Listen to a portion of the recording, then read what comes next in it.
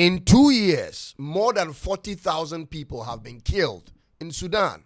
Let that sink in for a minute as an African.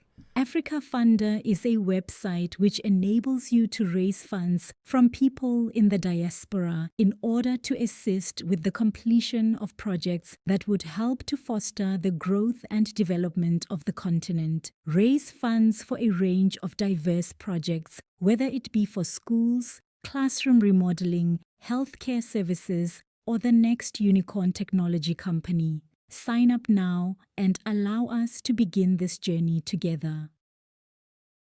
Hi, and welcome back to my channel. I'm Cyrus, and this is Tuntum Network in Accra, Ghana. Be sure to subscribe and click on the bell for more of my videos.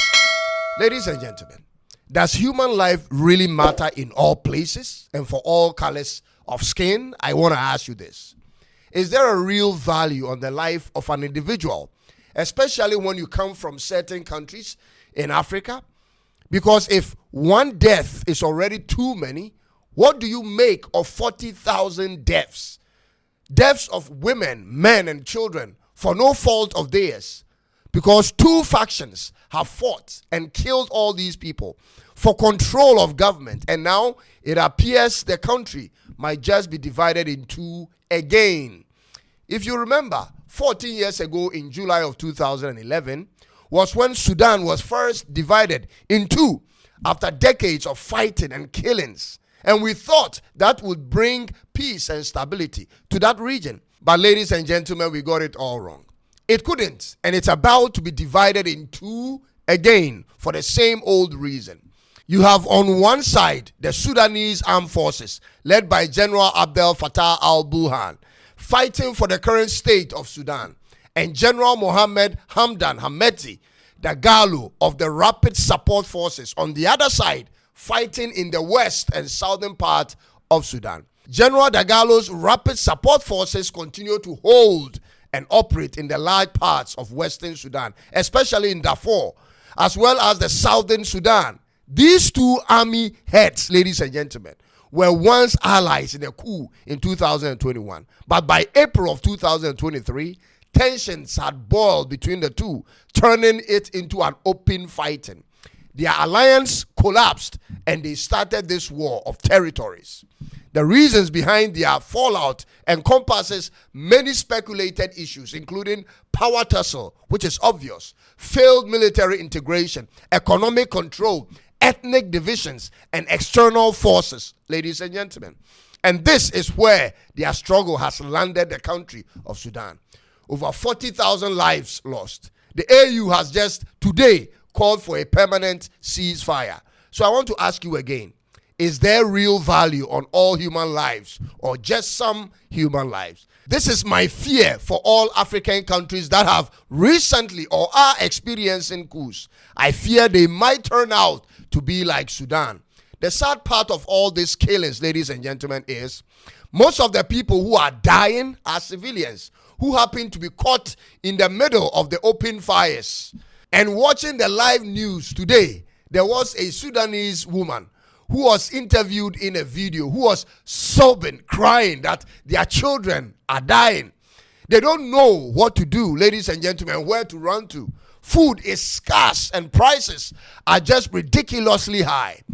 They are caught up between a rock and a hard surface because both factions, when convenient, use these same civilians as human shields. This strategy of hiding behind kids and civilians is the core reason for the high number of deaths in Sudan.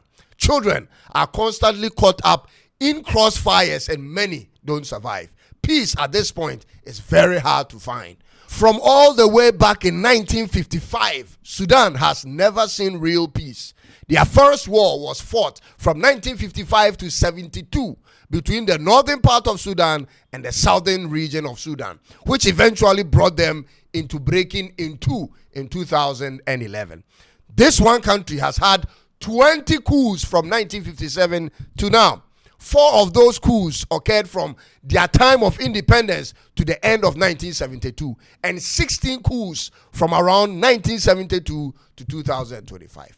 It's coup and war, and coup and war, and altogether taking between 2.8 to 3.4 million lives. It is reported, ladies and gentlemen, that every family in Sudan has at least lost 3 family members to either coups or wars. Ladies and gentlemen, I want to ask you this. When will it be enough in Sudan? At what point does such types of death in one country cease? From a land size of 2.5 square kilometers, Sudan was reduced to 1.8 square kilometers. And now it is super likely they will be divided even more. So I'm tempted to ask you, are the problems with Sudan mainly about lands and territories? Will a further division of Sudan bring about the needed peace or not? Sometimes it's just hard to be an African.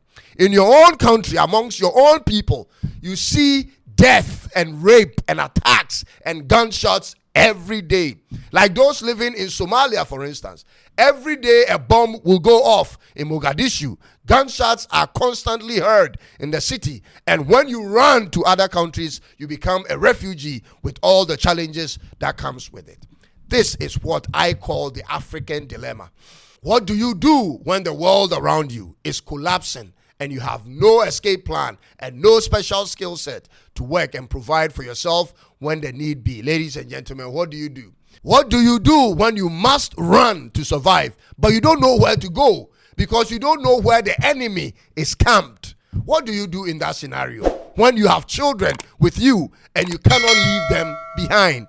I remember, ladies and gentlemen, when the immigration service in Ghana were arresting stranded migrants, hawking and begging in the streets of Accra. Ladies and gentlemen, I remember how one particular lady cried, not wanting to leave because there's nothing where she came from. She's so terrified. I wondered to myself why she dreads going back home when home should have been the safest place for everyone. What do you do, ladies and gentlemen, in such a situation? This is where African politicians and military heads have brought us to. These people are the only reasons Africa is still broken. Power, money, and their ego makes them endanger the lives of people every single day. Think about this, ladies and gentlemen. 2 military heads who in 2011 staged a coup to remove President Omar al-Bashir in Sudan, who had ruled Sudan for nearly 30 years.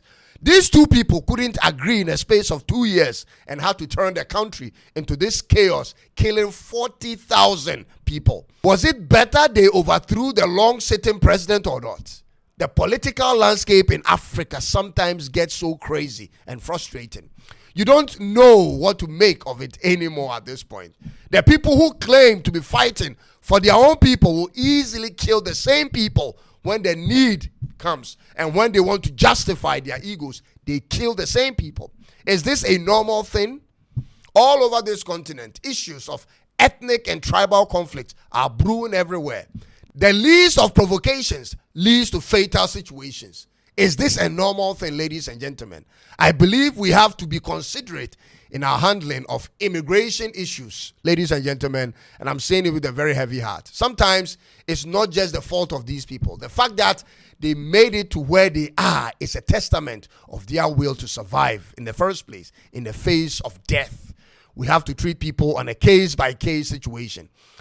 Wherever I see persons from Sudan and Somalia, I'm careful with how I treat them because I know their situation is just different. I know it. I know they could have easily died in any of the wars. That's just me. Meanwhile, AU, our own AU, is just being AU as usual, while 40,000 people are dying. They practically have no solutions apart from the ceasefire they have been able to broker, which is a good thing, ladies and gentlemen.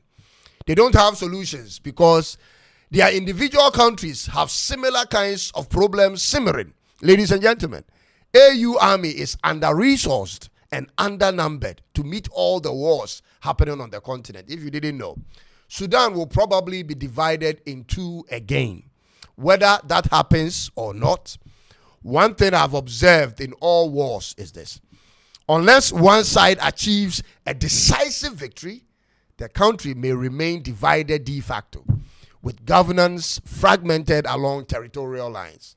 And from the look of things, ladies and gentlemen, no one side is going to have that kind of win, which therefore means If both sides don't choose peace and agree to a mutual agreement or arrangement, the war will not end anytime soon. But it is human lives we are talking about at this point, and I hope someone is listening. Thanks for watching, and be sure to subscribe if today is your first time watching. Also click on the bell for more of our videos. May God help us all. It is bye-bye from here.